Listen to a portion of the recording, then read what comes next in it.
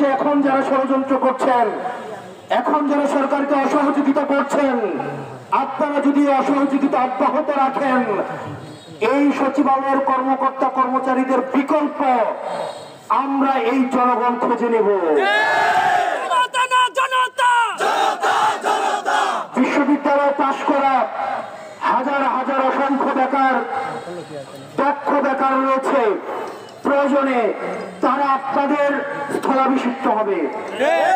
সুতরাং আপনারা যদি মনে করেন এই পতিত হাসিনা শাহী আবার দেশে আসবে এবং আপনারা আবার তার শাসন এবং শোষণ নির্যাতনের রাজত্ব আবার কায়েম করবেন, তাহলে আপনারা ভুলের মধ্যে রয়েছেন।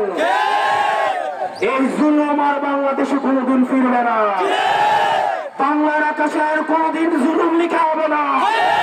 আমরা জুলুমের পরিবর্তে আমরা ইনকিলাব লিখেছি। সুতরাং এখন যারা ষড়যন্ত্র করছেন আপনাদেরকে হুঁশিয়ার করে দিচ্ছি, আপনারা জনতার কাতারে নেমে এসে এই অন্তর্বর্তীকালীন সরকারকে সহায়তা করার মধ্য দিয়ে বিচার, সংস্কার এবং নির্বাচনের দিকে এগিয়ে যান। প্রিয় বাঁশখালীবাসী, আমরা একটি সংকটকালীন সময় পার করছি। একই সাথে সাথে অনেক সমস্যা, তার সাথে সাথে অনেক সম্ভাবনার মধ্যে আমরা রয়েছি। আমাদের সম্ভাবনাগুলোকে আমরা ফোকাস করতে হবে। দীর্ঘ দেড় দশকের বেশি সময় ধরে আমরা শুধুমাত্র প্রতারিত হয়েছি।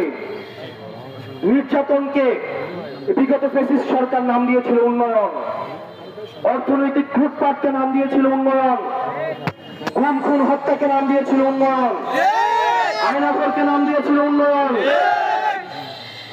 টালিটুকুওয়ালা মানুষকে নির্যাতনের নাম দিয়েছিল সংস্কার।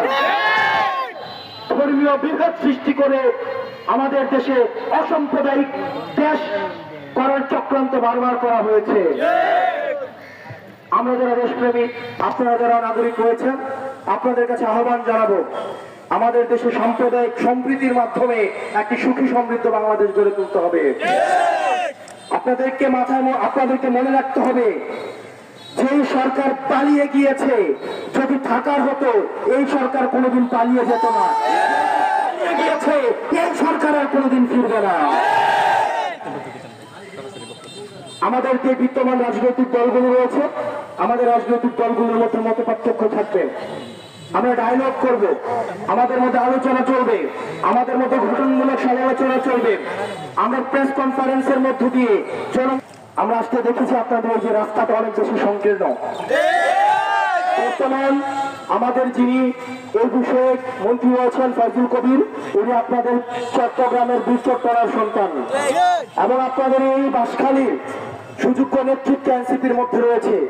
আশাদ ভাই রয়েছে, জুবাইর ভাই রয়েছে, মিশবাপুর রয়েছে, মানিক ভাই আছেন, ইমন শহীদ ভাই আছেন, সুজা ভাই রয়েছে, অসংখ্য নেতৃত্ব চিটাগং থেকে উঠে গিয়েছে, আরিফ পলিথিন ভাই রয়েছেন, অসংখ্য নেতৃত্ব এই বীরচট্টলার রয়েছে। আমরা বিশ্বাস করি আপনারা এলাকায় আসলে তাদেরকে ধরবেন। ওনারা ঢাকায় বসে প্রেস কনফারেন্স সভা সমিতি করলে কিন্তু নেতা না। আপনারা এলাকায় আসলে ওনাদেরকে ধরে রাখবেন, ওনাদেরকে প্রয়োজনে যতক্ষণ পর্যন্ত ওনারা আশ্বাস দিবেন ততক্ষণ পর্যন্ত ওনাদেরকে আশ্বাস দেওয়া পর্যন্ত আপনারা বাধ্য করবেন।